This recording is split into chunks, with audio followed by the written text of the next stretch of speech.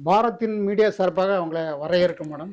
இப்போ நீங்க வந்து இப்போ நாகர்கோவில் மாமன்ற உறுப்பினரா 24ஆம் வார்டுல இருக்கிறீங்க. முக்கியமான பணிகளை என்னென்ன செஞ்சிருக்கீங்க இதுவரைக்கும்? ஆம், பாரதின் மீடியா நேயர்களுக்கும் மக்களுக்கும் என்னுடைய வணக்கத்தை முதல்ல தெரிவிச்சுக்கிறேன். அதாவது கன்னியாகுமரி மாவட்டத்துல நாகர்கோவில் மாநகராட்சியில 24வது வார்டு மாமன்ற உறுப்பினராட்டு இருக்கிறேன். என்னுடைய பெயர் ரோசிட்டா திருமால். என்னுடைய வார்டுல நம்ம என்ன வளர்ச்சி பணிகள்னு பார்த்தோம்னா, நம்ம அண்ணா பேருந்து நிலையம் இருக்குது முக்கியமாட்டு. அதுல வந்து பொது கழிப்பிடம் ஒண்ணு இருந்துச்சு இலவசமாட்டு. அது ரொம்ப மோசமான நிலையில மக்களுக்கு மிகவும் ஒரு கஷ்டமான ஒரு சூழ்நிலையாட்டு இருந்துச்சு. அதை வந்த உடனே நாங்க வந்து எங்களுடைய முயற்சியினால நாங்க வந்து பேசி அதை வந்து பொது கழிப்பிடத்தை இலவச கழிப்பிடமாட்டு நாங்க பயன்பாட்டில் இருக்கு. பயன்பாட்டுக்கு கொண்டு வந்திருக்கோம். அது மட்டும் இல்லாம பஸ் ஸ்டாண்டும் ரொம்ப மோசமான நிலையில இருந்ததை மெயின்டெனன்ஸ் ஒர்க் போட்டு இன்னைக்கு பாக்குறதுக்கு பஸ் ஸ்டாண்ட் ஒரு நல்ல மக்களுக்கு பயன்படும் விதத்துல அமைஞ்சிருக்கு. அது மட்டும் இல்லாம ஆஹ் பக்கத்தை ஒட்டி அம்மாசி மடம்னு சொல்லி ஒரு தெரு இருக்கு.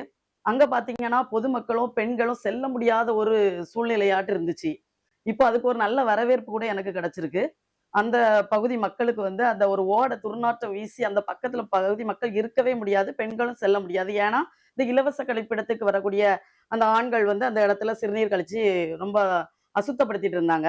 அத நாங்க ஓடைய வந்து சீர்படுத்தி, அத ஒரு நல்ல தளமாட்ட அமைச்சு, அந்த ஓடைய வந்து நாங்க சரி பண்ணி குடுத்துருக்கோம். அதுல வந்து மக்களுக்கு ஒரு பயன்படும் விதமாட்டம் ஒரு கேமரா வச்சிருக்கோம். அப்புறம் ஒரு பாக்ஸ் வச்சிருக்கோம். அதுல வந்து என்ன பண்ணோம்னா, அசுத்தம் செய்யாதீர்கள். இது கண்காணிக்கப்படுகிறதுன்னு சொன்னனால, அந்த பகுதியை ரொம்ப சுத்தமாட்டு இப்போ பக்கத்துல ஒரு கோயில் கூட இருக்கு. அப்போ அங்க உள்ள வரக்கூட வழிபடக்கூடிய மக்களுக்கும் இப்போ ரொம்ப ஒரு மன நிம்மதியாட்டு ரொம்ப சுத்தமா இருக்கு. அதுல மக்களுக்கு ஒரு பெரிய திருப்தி. என் மேல ஒரு மகிழ்ச்சி அப்படி பண்ணியிருக்கோம். அது மட்டும் இல்லாம நாகராஜா கோயில் அது சம்பந்தமாட்டு நம்ம பார்த்தோம்னா, அங்க வந்து திடல் இருக்கு. வரக்கூடிய சுற்றுலா பயணிகள் வந்து ரொம்ப வந்து அந்த திடல் வந்து இதே மாதிரி தான் ஒரு மோசமான சூழ்நிலையாட்டு இருந்துச்சு. நைட் நேரங்கள்ல பெரிய லாரிகள் எல்லாம் கொண்டு விட்டுருந்தாங்க. அப்புறம் திடலும் தூய்மை இல்லாமட்டு இருந்துச்சு. அப்போ நாங்க வந்து அதை என்னுடைய முயற்சினால நாங்க கவுன்சில்ல பேசி எடுத்து, இப்போ திடலுக்கு வந்து நடைபாதை அமைச்சிருக்காங்க. அந்த வேலைகள் வந்து இப்போ முடிஞ்சிருக்கு. இப்போ பொதுமக்களுக்கு வந்து ஒரு அதாவது நடைபாதை நடக்கிறதுக்கு காலையில வாக்கிங் போறதுக்கு வசதியாட்டு பண்ணி கொடுத்துருக்கோம். இன்னும் அதுல அப்படி அந்த ஒரு நல்ல விதமாட்டு அது நடந்திருக்கு. இது போக வார்டுல வந்து எல்லா தெருக்களும் ரொம்ப மோசமாட்டு நான் ஃபர்ஸ்ட் கவுன்சிலர் ஆக சூழ்நிலையில இருந்துச்சு. ஆனா எல்லா தெருவுமே நாங்க வந்து போட்டு குடுத்துருக்கோம். இப்போ ஒரு சில தெருக்கள் மட்டும் தான் போடாம இருக்கு. அது கூட நான் இன்னும் முயற்சி பண்ணிட்டு இருக்கேன். இந்த கவுன்சில்ல எப்படி பேசி வச்சு அடுத்த மாசம் அது கூட வந்துரும். மேக்ஸிமம் வேற எல்லா பணிகளும் நாங்க நிறைவாட்டு செய்திருக்கோம். மக்களுக்கு திருப்தி தட்ட விதத்துல.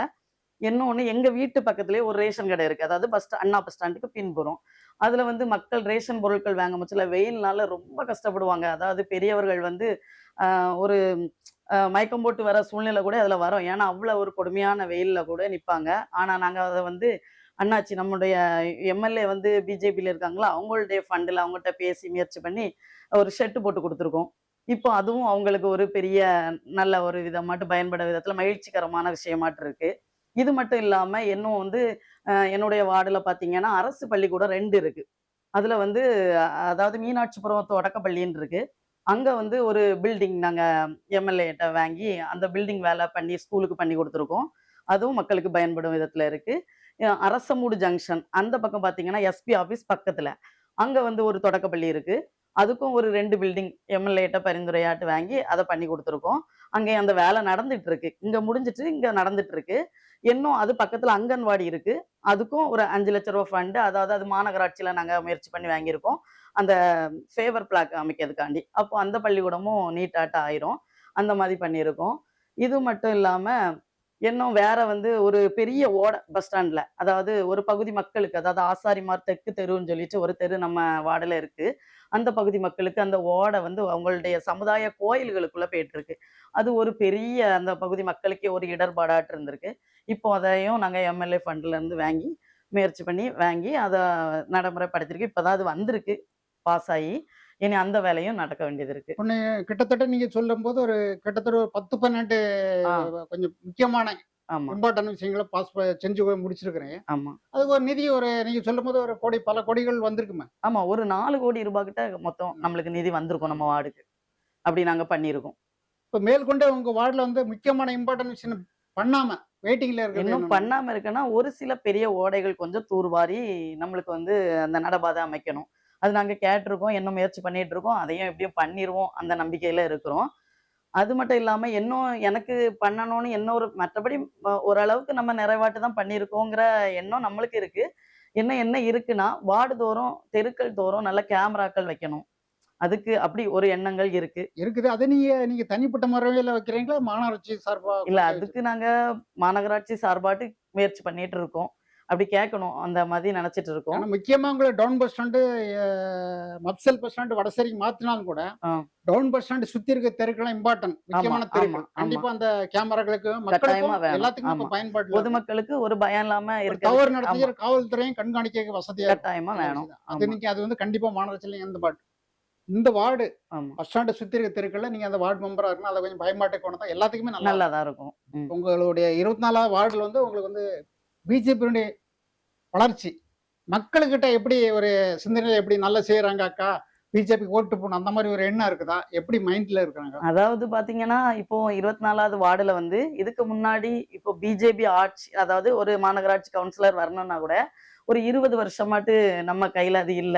ஆனா நாங்க வந்து முதல் முறையாட்டு 20 வருஷத்துக்கு அப்புறம் பிஜேபி ஆட்டு நாங்க வந்திருக்கோம். நல்ல ஒரு மக்கள்ட்ட வந்து நல்ல ஒரு அன்பு, வரவேற்பு. ஆமா வரவேற்பு இருக்கு. நானும் அந்த அவங்க தரக்கூடிய அந்த ஆக்கத்திலயும், ஊக்கத்திலயும் தான் என்னால இவ்வளவு பணிகள வந்து செய்ய முடியுது. அப்படி நல்ல ஒரு வரவேற்பு இருக்கு. 24வது வார்டுக்கு பிஜேபி சார்பாட்டு. இன்னும் நல்லாட்டு வரும். இப்ப உங்க வார்டுல வந்து மேக்ஸிமம் வந்து எல்லாரும் பிஜேபிக்கு ஓட்டு போடுவாங்க 26ல அப்படி நம்புறீங்களா? ஆமா நம்புறேன். கடைசி ஒரு கேள்வி மேடம். ம். இப்ப திருவள்ளுவர் பஸ் ஸ்டாண்டுக்கு முன்னாடி அதாவது டவுன் பஸ் ஸ்டாண்ட் வெளிய பஸ் எல்லாம் வரும்போது, ம். அந்த ரோட்ல வந்து இந்த ஓடைகள் வந்து மழைநீர் கால்வாய் வந்துட்டு சரியான பராமரிப்பு இன்னும் வேலை முடியாம இருக்க மாரி ஆமா. இப்ப வந்து நடந்துட்டு இருக்கு அது. நடந்துட்டு இருக்கு. ஆமா. பணிகள்லாம் நடந்துட்டு தான் இருக்கு. இப்ப மேக்ஸிமம் மிந்தி இருந்தத விட இப்ப எவ்வளவோ பரவால்ல. ஒவ்வொரு கவுன்சிலரும் இது பண்ணி, அது தூர்வாரி அந்த பணிகள் வந்து நடந்துட்டு இருக்கு. ஏன்னா நம்ம பக்க ஏரியால அந்த ஓடை வந்து வரல. நீங்க பஸ் வெளிய போறதுல வெளிய எங்களுக்கு போறது. ஓடை ஆமா. கிடையாது.